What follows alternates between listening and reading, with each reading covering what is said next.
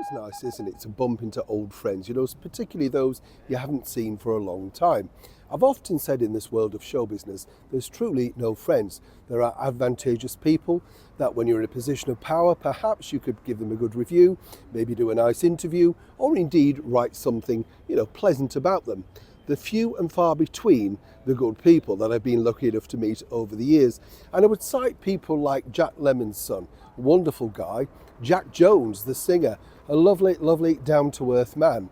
And one of them also was this man, who unexpectedly just turned up at the studio, and we were reunited after a few years. As ever, let me explain. Morning, lovely to see you today. I hope you're all keeping well, fine and dandy. Yeah, it's funny, isn't it, with friends, we'll have a quick wave, sorry. It's funny, isn't it, with friends that, when you haven't seen them for a long time and, you've just lost touch, albeit through people moving around, different careers, that sort of stuff. This particular actor, when you think about it, was absolutely huge in the 1980s. We're talking, of course, about Dennis Quaid. And I think he first came to my attention, and he's been in many different movies like Inner Space, Great Balls of Fire, and that was the one, really, that absolutely I thought he got Jerry Lee Lewis brilliantly. And a few years later, I was lucky enough to meet Jerry Lee Lewis himself, well, towards the end of his life, actually, at the London Palladium. And it was a funny thing, I was intrigued to know what he thought of Dennis Quaid's portrayal of him in the movie. And he said, he absolutely got me. It was exactly how it was. So when I met up with Dennis earlier this week, I said, did you get that feedback? And he said, well, he said Jerry Lee Lewis was kind of an oddball, a bit of a firecracker, but a little bit like himself, he said, from a few years back.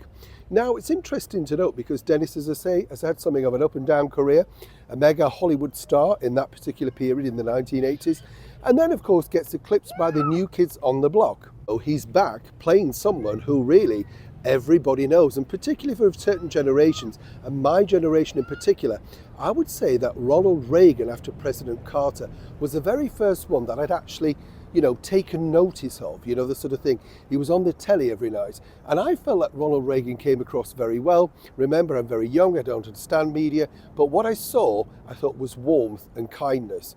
And more importantly, I think what was good about him, he had the glitz of Hollywood glamour. And Dennis now plays him in a brand new movie simply titled Reagan. Reagan is an upcoming American autobiographical historical drama, and it's directed by Sean McNamara, written by Howard Klausner and Jonas McCord, based on the book from 2006 by Paul Kengor. The Crusader, Ronald Reagan, and the Fall of Communism. Well, basically, the film stars Dennis Quaid as Ronald Reagan, Penelope Ann Miller, Robert Davi, and Leslie Ann Down, plus John Voight in feature roles popping up. I asked Dennis what was it like portraying somebody so big as Ronald Reagan, and he said actually massive shoes to fill. And not only that, he said, obviously everybody has a perception of him. I pointed out to Dennis that actually it might be sort of a good idea to pop along to 10 Downing Street. And he looked at me, and I said, well, think about it. The one person who had something of a little Hollywood crush on Ronald Reagan was none other than our very own, the Right Honourable British Prime Minister, First Lady Prime Minister, I might point out, Margaret Thatcher. He asked me if it was true. I said, look at the Russians. He treated her like a Hollywood princess and was very clever at the way that he got her to possibly do things that nobody else simply could do. All, of course, above board, but nonetheless, he had certainly that Hollywood charm. You know what I'm saying? Now, Dennis himself, of course, is co-starring with Leslie Ann Down. Who remembers her as Georgina Bellamy in the brilliant Upstairs Downstairs? It's also pointed out it's taken quite a few years to get to this particular stage, and it's coming out literally on August the 30th on, I believe, a streaming service, and then hopefully a future date over here in the United Kingdom. It's interesting, when you meet someone after many years. I think I've done about 4 or 5 interviews with Dennis now. We got on incredibly well. He's good fun. And, I know there's always 2 sides to everybody's story. But as you know on here and our friendship group, our community, you take people as you find them.